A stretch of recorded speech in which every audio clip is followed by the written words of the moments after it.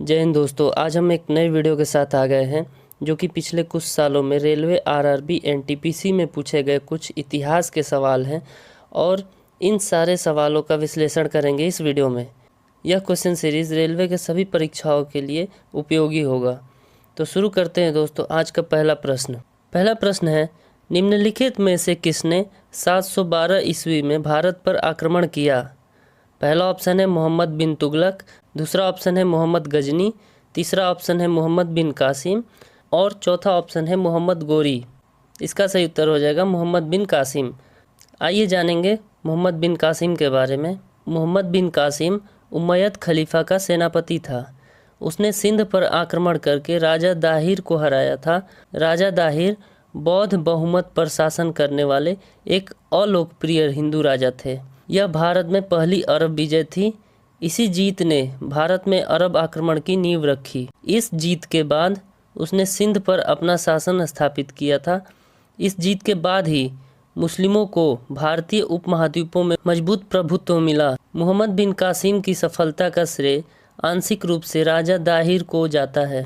अगला प्रश्न दोस्तों, अंग्रेजों ने भारत तथा इंग्लैंड के बीच सीधा तार संबंध कब स्थापित किया? पहला ऑप्शन है 1860 ईस्वी में, दूसरा ऑप्शन है 1865 ईस्वी में, तीसरा ऑप्शन है 1870 ईस्वी में, चौथा ऑप्शन है 1875 ईस्वी में। इसका सही उत्तर हो जाएगा ऑप्शन नंबर 2, 1865 ईस्वी में। 1865 ईस्वी में भारत तथा इंग्लैंड के बीच सीधा तार संबंध स्थापित किया गया था अंग्रेजों द्वारा। अब देखेंगे अगला प्रश्न है दोस्तों, भारत की आज़ादी के समय ब्रिटेन के प्रधानमंत्री कौन थे? पहला ऑप्शन है लॉर्ड माउंटबेटन, दूसरा ऑप्शन है क्लीमेंट एटली, तीसरा ऑप्शन है विंस्टन चर्चिल, चौथा ऑप्शन है इनमें से कोई नहीं। तो इसका सही उत्तर हो जाएगा दोस्तों ऑप्शन नंबर 2, क्लीमेंट एटली। आइए जानते हैं क्लीमेंट एटली के बारे में। भारत की आज़ादी के समय ब्रिटेन के प्रधानमंत्री क्लीमेंट एटली थे। उनका कार्यकाल था 1945 से 1951 तक। उनकी पार्टी का नाम था लेबर पार्टी। क्लेमेंट एटली ने भारत को आज़ादी दिलाने के लिए कई कदम उठाए थे। साल 1946 में कैबिनेट मिशन को भारत भेजा, जिसने भारतीय नेताओं के साथ स्वतंत्रता पर बातचीत की। साल 1947 में लॉर्ड माउंटबेटन को भारत का आखिरी वायसराय नियुक्त किया। क्लेमेंट एटली को यूके का सर्वश्रेष्ठ प्रधानमंत्री भी माना जाता है। अगला प्रश्न है, अंग्रेजी शासन में किंग जॉर्ज पंचम ने किस वर्ष भारत की राजधानी को कोलकाता से दिल्ली लाने की घोषणा की थी? पहला ऑप्शन है 1910 ईस्वी में, दूसरा ऑप्शन है 1911 में, तीसरा ऑप्शन है 1912 ईस्वी में और चौथा ऑप्शन है 1915 ईस्वी में। इसका सही उत्तर हो जाएगा ऑप्शन नंबर 2, 1911 ईस्वी में। अब देखेंगे दोस्तों जॉर्ज पंचम के बारे में। ब्रिटिश सम्राट जॉर्ज पंचम ने 12 दिसंबर 1911 को दिल्ली दरबार में घोषणा की थी कि भारत की राजधानी कोलकाता से दिल्ली स्थानांतरित की जाएगी। इस घोषणा के बाद अंग्रेजों ने नई दिल्ली की नींव रखी और शहर को बनाने का काम शुरू किया। नई दिल्ली को बनाने का काम ब्रिटिश आर्किटेक्ट हर्बर्ट बेकर और एडविन लुटियंस ने किया था। 13 फरवरी 1931 को भारत के वायसराय लॉर्ड एरविन ने दिल्ली का उद्घाटन किया। चलिए अगला प्रश्न देखेंगे। भारतीय राष्ट्रीय कांग्रेस ने असहयोग आंदोलन की प्रतिज्ञा सितंबर 1920 में कहाँ की थी? पहला ऑप्शन है दोस्तों मुंबई में, दूसरा ऑप्शन है मद्रास में, तीसरा ऑप्शन है लखनऊ में, चौथा ऑप्शन है कोलकाता में। इसका सही उत्तर हो जाएगा दोस्तों ऑप्शन नंबर 4, कोलकाता में। चलिए जानते हैं असहयोग आंदोलन के बारे में। असहयोग आंदोलन 4 सितंबर 1920 को महात्मा गांधी द्वारा शुरू किया गया एक राजनीतिक अभियान था, जिसका उद्देश्य भारतीयों को ब्रिटिश सरकार से अपना सहयोग वापस लेने के लिए प्रेरित करना था, जिसका उद्देश्य उन्हें स्वशासन देने के लिए राजी करना था। चलिए अगला प्रश्न देखेंगे। विजयनगर साम्राज्य की राजधानी कहाँ थी? पहला ऑप्शन है हम्पी, दूसरा ऑप्शन है धारवाड़, तीसरा ऑप्शन है मैसूर, चौथा ऑप्शन है इनमें से कोई नहीं। इसका सही उत्तर हो जाएगा ऑप्शन नंबर 1, हम्पी। विजयनगर साम्राज्य की राजधानी हम्पी थी। हम्पी कर्नाटक के उत्तरी भाग में स्थित एक शहर है। यह तुंगभद्रा नदी के किनारे बसा हुआ है। हम्पी को 1986 में यूनेस्को ने विश्व धरोहर स्थलों में शामिल किया था। विजयनगर साम्राज्य के बारे में कुछ और बातें जानेंगे, जैसे विजयनगर साम्राज्य की स्थापना हरिहर और उनके भाई बुक्का राय ने की थी। हरिहर को हक्का के नाम से भी जाना जाता है। विजयनगर साम्राज्य की अन्य राजधानियाँ थी अनागोंदी, बेनुगोंडा और चंद्रगिरी। विजयनगर साम्राज्य 1336 से 1646 ईस्वी तक चला। विजयनगर साम्राज्य का अंतिम वंश अराविंदु वंश था। इसकी स्थापना 1570 ईस्वी में तिरुमल ने की। संस्कृत में विजयनगर का मतलब होता है जीत का नगर। अगला प्रश्न है दोस्तों, राजपूत राज्य मेवाड़ की राजधानी कहाँ थी? पहला ऑप्शन है अजमेर, दूसरा ऑप्शन है जोधपुर, तीसरा ऑप्शन है चित्तौड़, चौथा ऑप्शन है जैसलमेर। इसका सही उत्तर हो जाएगा ऑप्शन नंबर 3 चित्तौड़। आइए जानते हैं दोस्तों चित्तौड़ के बारे में। मेवाड़ राजस्थान के दक्षिण मध्य में स्थित एक रियासत थी। उसे उदयपुर राज्य यानी चित्तौड़गढ़ राज्य के नाम से भी जाना जाता है। राजस्थान के उदयपुर, भीलवाड़ा, राजसमंद, चित्तौड़गढ़ तथा प्रतापगढ़ जिले और मध्य प्रदेश के नीमच तथा मंदसौर जिले थे। मेवाड़ के राज चिन्ह में राजपूत और भील योद्धा अंकित हैं। महाराणा प्रताप यहीं के राजा थे। अगला प्रश्न है, फतेहपुर सीकरी की स्थापना किस भारतीय शासक ने किया था? पहला ऑप्शन है अकबर, दूसरा ऑप्शन है बाबर, तीसरा ऑप्शन है शेर शाह, चौथा ऑप्शन है जहांगीर। इसका सही उत्तर हो जाएगा दोस्तों ऑप्शन नंबर 1 अकबर। फतेहपुर सीकरी की स्थापना मुगल सम्राट अकबर ने की। अकबर ने 1571 से 1585 के बीच इस शहर का निर्माण करवाया था। अकबर ने इसे अपनी राजधानी बनाने की योजना बनाई थी, लेकिन पानी की कमी के कारण उन्हें शहर छोड़ना पड़ा। इसके बाद 20 साल के भीतर मुगलों की राजधानी लाहौर स्थानांतरित कर दी गई। अकबर ने इस शहर को सूफी संत सलीम चिश्ती के सम्मान में बनवाया था। अकबर ने इस शहर का निर्माण हिंदू और मुगल वास्तुकला के मिश्रण से करवाया था। फतेहपुर सीकरी में बनी पंच महल इसकी सबसे महत्वपूर्ण इमारतों में से एक है। चलिए अगला प्रश्न देखेंगे, ब्रह्म समाज के संस्थापक कौन थे? पहला ऑप्शन है राजा राम मोहन रॉय, दूसरा ऑप्शन है केशव चंद्र सेन, तीसरा ऑप्शन है रविन्द्रनाथ टैगोर, चौथा ऑप्शन है देवेंद्र नाथ टैगोर। इसका सही उत्तर हो जाएगा दोस्तों ऑप्शन नंबर 1 राजा राम मोहन रॉय। ब्रह्म समाज के संस्थापक है राजा राम मोहन रॉय। ब्रह्मो समाज की स्थापना 1828 में कलकत्ता में हुई थी। राजा राम मोहन रॉय ब्रह्म समाज के संस्थापक थे। इसके बाद आएगा आदि ब्रह्म समाज। इसकी स्थापना 1866 में देवेंद्र नाथ टैगोर द्वारा की गई थी। इसके बाद है भारतीय ब्रह्म समाज। इसकी स्थापना केशव चंद्र सेन के नेतृत्व में हुई थी। अगला प्रश्न देखेंगे, महात्मा बुद्ध को ज्ञान की प्राप्ति कहाँ हुई थी? पहला ऑप्शन है वैशाली, दूसरा ऑप्शन है बोध गया, तीसरा ऑप्शन है गया, चौथा ऑप्शन है सारनाथ। इसका सही उत्तर हो जाएगा ऑप्शन नंबर 2 बोध गया। महात्मा बुद्ध को ज्ञान की प्राप्ति बोध गया में हुई थी। इसको देखेंगे, 35 वर्ष की आयु में बुद्ध ने निरंजना नदी के तट पर एक पीपल के वृक्ष के नीचे ध्यान करते हुए उरुवेला में ज्ञान प्राप्त किया। इस वृक्ष को बोधि वृक्ष के नाम से जाना जाने लगा और यह स्थान बोध गया यानी बिहार में है। उन्होंने अपना पहला उपदेश वाराणसी के पास सारनाथ में दिया था। इस घटना को धर्म चक्र परिवर्तन कहा जाता है। गौतम बुद्ध को ज्ञान की प्राप्ति वैशाख पूर्णिमा के दिन हुई थी। इस दिन को बुद्ध पूर्णिमा के रूप में मनाया जाता है। बोध गया को महात्मा बुद्ध की आध्यात्मिक नगरी कहा जाता है।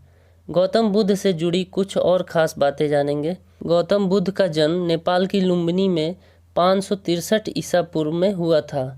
गौतम बुद्ध के पिता का नाम शुद्धोधन था और वे शाक्य गण के मुखिया थे। गौतम बुद्ध ने अपना ज़्यादातर उपदेश कोसल देश की राजधानी श्रावस्ती में दिया था। गौतम बुद्ध की शिक्षाओं पर ही बौद्ध धर्म की नींव पड़ी। कुशीनगर भारत के उत्तर प्रदेश में एक प्रसिद्ध बौद्ध तीर्थ स्थल है। यहाँ गौतम बुद्ध की मृत्यु और अंतिम संस्कार हुआ था। चलिए अगला प्रश्न देखेंगे, नालंदा विश्वविद्यालय की स्थापना महान कार्य था। पहला ऑप्शन है अशोक का, दूसरा ऑप्शन है कुमारगुप्त प्रथम का, तीसरा ऑप्शन है हर्षवर्धन का, चौथा ऑप्शन है इनमें से कोई नहीं। तो इसका सही उत्तर हो जाएगा दोस्तों कुमारगुप्त प्रथम का। आइए जानेंगे इसके बारे में। नालंदा विश्वविद्यालय की स्थापना एक महान कार्य था। यह दुनिया का सबसे पुराना विश्वविद्यालय है। यह प्राचीन भारत की शिक्षा प्रणाली की उपलब्धियों का प्रमाण है। यह एक अंतर्राष्ट्रीय मठ विश्वविद्यालय था। यहाँ वेद, तर्कशास्त्र, व्याकरण, चिकित्सा, मेटाभौतिकी और गद्य रचना जैसी विषयों की पढ़ाई होती थी। यह एक विशाल मठवासी शैक्षिक प्रतिष्ठान था। यहाँ 10,000 से ज़्यादा छात्र और 2,000 से ज़्यादा शिक्षण संकाय के सदस्य थे। गुप्त वंश के पतन के बाद भी आने वाले सभी शासक वंशों ने इसकी समृद्धि में अपना योगदान दिया। इसे महान सम्राट हर्षवर्धन और पाल शासकों का भी संरक्षण मिला। यह यूनेस्को की विश्व धरोहर स्थल है। अगला प्रश्न देखेंगे, शाहजहां ने ताजमहल का निर्माण करवाया था। पहला ऑप्शन है ईंटों से, दूसरा ऑप्शन है कंक्रीट से, तीसरा ऑप्शन है संगमरमर से, चौथा ऑप्शन है पत्थर से। इसका सही उत्तर हो जाएगा दोस्तों ऑप्शन नंबर 3 संगमरमर से। आइए इसके बारे में देखेंगे। शाहजहां ने अपनी पसंदीदा पत्नी मुमताज़ महल की याद में ताजमहल बनवाया था। ताजमहल का निर्माण 1632 में शुरू हुआ और 1648 में पूरा हुआ। इसे बनाने में 20,000 से ज़्यादा कारीगरों और कलाकारों ने काम किया। ताजमहल को बनाने में सफ़ेद संगमरमर और लाल बलुआ पत्थरों का इस्तेमाल किया गया था। ताजमहल को बनाने में उस्ताद अहमद लाहौरी का अहम योगदान रहा था। ताजमहल को बनाने में फ़ारसी, तुर्क, भारतीय और इस्लामी वास्तुकला के तत्वों का इस्तेमाल किया गया था। ताजमहल को साल 1983 में यूनेस्को ने विश्व धरोहर स्थल घोषित किया था। चलिए अगला प्रश्न देखेंगे। ब्रिटिश संसद के लिए चुनाव जीतने वाले प्रथम भारतीय कौन थे? पहला ऑप्शन है एस.एन. बनर्जी, दूसरा ऑप्शन है जी.के. गोखले, तीसरा ऑप्शन है फिरोज शाह मेहता, चौथा ऑप्शन है दादा भाई नौरोजी। इसका सही उत्तर हो जाएगा दोस्तों ऑप्शन नंबर 4 दादा भाई नौरोजी। दादा भाई नौरोजी ब्रिटिश संसद के लिए चुनाव जीतने वाले प्रथम भारतीय थे। आइए जानेंगे इनके बारे में। दादा भाई नौरोजी ब्रिटिश कालीन भारतीय एक पारसी बुद्धिजीवी, शिक्षा शास्त्री, कपास के व्यापारी तथा आरंभिक राजनीतिक एवं सामाजिक नेता थे।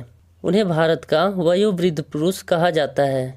1892 से 1895 तक वे यूनाइटेड किंगडम के हाउस ऑफ कॉमन्स के सदस्य यानी एमपी थे। अगला प्रश्न है, भारतीय राष्ट्रीय कांग्रेस की स्थापना किस वर्ष हुई? पहला ऑप्शन है 1875 ईस्वी में, दूसरा ऑप्शन है 1885 ईस्वी में, तीसरा ऑप्शन है 1895 ईस्वी में, चौथा ऑप्शन है उपयुक्त में से कोई नहीं। इसका सही उत्तर हो जाएगा ऑप्शन नंबर 2 1885 ईस्वी में भारतीय राष्ट्रीय कांग्रेस की स्थापना की गई थी। आइए जानते हैं इसके बारे में। भारतीय राष्ट्रीय कांग्रेस सामान्यतः कांग्रेस पार्टी या कांग्रेस के नाम से जानी जाती है। यह भारत में एक राजनीतिक दल है। इसकी स्थापना 28 दिसंबर 1885 को हुई थी। यह एशिया और अफ्रीका में ब्रिटिश साम्राज्य में उभरने वाला पहला आधुनिक राष्ट्रीय आंदोलन था। चलिए अगला प्रश्न है, किस कानून को गांधी जी ने काला कानून कहा था? पहला ऑप्शन है रॉलेट एक्ट, दूसरा ऑप्शन है मॉन्टेग्यू घोषणा, तीसरा ऑप्शन है हंटर आयोग, चौथा ऑप्शन है कम्युनल अवार्ड। तो इसका सही उत्तर हो जाएगा दोस्तों option number 1 Rowlatt act. Rowlatt act को गांधी जी ने काला कानून कहा था। आइए जानेंगे इसके बारे में। महात्मा गांधी ने 1919 में पारित रॉलेट एक्ट को काला कानून कहा था। इस कानून के बारे में कुछ खास बातें जानेंगे। यह कानून ब्रिटिश सरकार ने भारत के लोगों को कुचलने के लिए बनाया था। इस कानून के तहत सरकार किसी भी व्यक्ति को बिना मुकदमा चलाए गिरफ्तार कर सकती थी। इस कानून के तहत अंग्रेजों के खिलाफ विद्रोह में शामिल होने के संदेह में किसी को भी बिना सुनवाई के 2 साल तक की जेल हो सकती थी। इस कानून के तहत सरकार को राजनीतिक गतिविधियों को दबाने का अधिकार था। इस कानून के तहत सरकार को किसी भी व्यक्ति को बिना वजह बताए गिरफ्तार करके जेल में डालने का अधिकार था।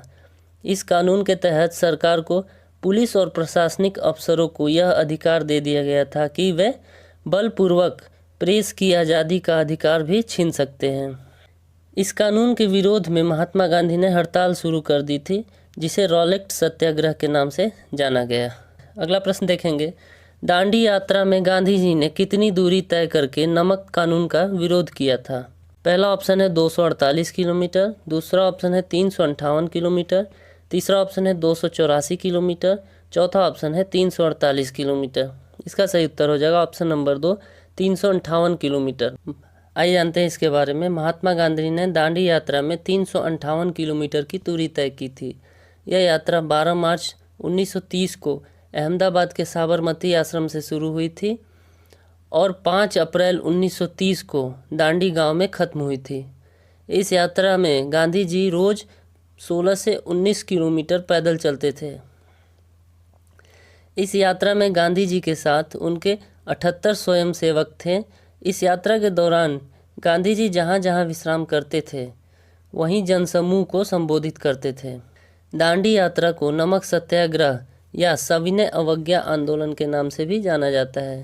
इस यात्रा का मकसद अंग्रेज़ों के नमक कानून का विरोध करना था। इस यात्रा के दौरान गांधी जी ने समुद्र के किनारे बचे नमक को उठाकर नमक कानून तोड़ा था। चलिए अगला प्रश्न है, भारत में मोहम्मद जिन्ना ने कहाँ घर बनाया था? पहला ऑप्शन है कोलकाता, दूसरा ऑप्शन है चेन्नई, तीसरा ऑप्शन है मुंबई, चौथा ऑप्शन है लखनऊ। इसका सही उत्तर हो जाएगा ऑप्शन नंबर 3 मुंबई। मोहम्मद जिन्ना ने भारत में अपना घर मुंबई में बनवाया था। आइए जानते हैं इसके बारे में। मोहम्मद अली जिन्ना 20वीं सदी में मुस्लिम लीग के एक प्रमुख नेता थे जिन्हें पाकिस्तान के संस्थापक के रूप में जाना जाता है। वे मुस्लिम लीग के नेता थे जो आगे चलकर पाकिस्तान के पहले गवर्नर जनरल बने। पाकिस्तान में उन्हें आधिकारिक रूप से कायदे आजम यानी महान नेता और बाबाए कौम यानी राष्ट्रपिता के नाम से नवाजा जाता है। अगला प्रश्न है, मोहम्मद इकबाल के गीत सारे जहां से अच्छा को किसने संगीतबद्ध किया? पहला ऑप्शन है पंडित रविशंकर, दूसरा ऑप्शन है रविन्द्रनाथ टैगोर, तीसरा ऑप्शन है बंकिम चंद्र चटर्जी और चौथा ऑप्शन है चीतलकर रामचंद्र। तो इसका सही उत्तर हो जाएगा ऑप्शन नंबर 1 पंडित रविशंकर। आइए जानते हैं इनके बारे में। प्रसिद्ध देशभक्ति गीत सारे जहां से अच्छा को संगीत देने का श्रेय सितार वादक पंडित रविशंकर को जाता है। इन्होंने इस गीत के लिए 1950 के दशक में धुन तैयार की थी। सारे जहां से अच्छा गीत के बारे में कुछ और ख़ास बातें जानते हैं। इसे कवि अल्लामा मोहम्मद इकबाल ने लिखा था। इसे औपचारिक रूप से तरानाए हिंदी के नाम से जाना जाता है। यह गीत उर्दू शायरी की गज़ल शैली में लिखा गया है। इसे सबसे पहले लाहौर के सरकारी कॉलेज में पढ़कर सुनाया गया था। यह गीत भारत के स्कूलों में भी सुबह प्रार्थना सभाओं के दौरान गाया जाता है। इसे भारतीय सशस्त्र बलों के मार्चिंग गीत के रूप में भी बजाया जाता है। इसे हर साल भारतीय स्वतंत्रता दिवस, गणतंत्र दिवस और बीटिंग रिट्रीट समारोह के समापन पर बजाया जाता है। कहा जाता है कि महात्मा गांधी ने इसे 1930 के दशक में पुणे के यरवदा जेल में बंदी रहने के दौरान 100 से ज़्यादा बार इस गीत को गाया था। अगला प्रश्न है, छोटा बालक तेमुजीन बड़े होने पर क्या कहलाया? पहला ऑप्शन है अतिल्ला द हुन, दूसरा ऑप्शन है चंगेज खान यानी जेंघिस खान, तीसरा ऑप्शन है सुलेमान प्रतापी, चौथा ऑप्शन है तैमूरलंग यानी कि तैम्बरलेन। इसका सही उत्तर हो जाएगा ऑप्शन नंबर 2 चंगेज खान।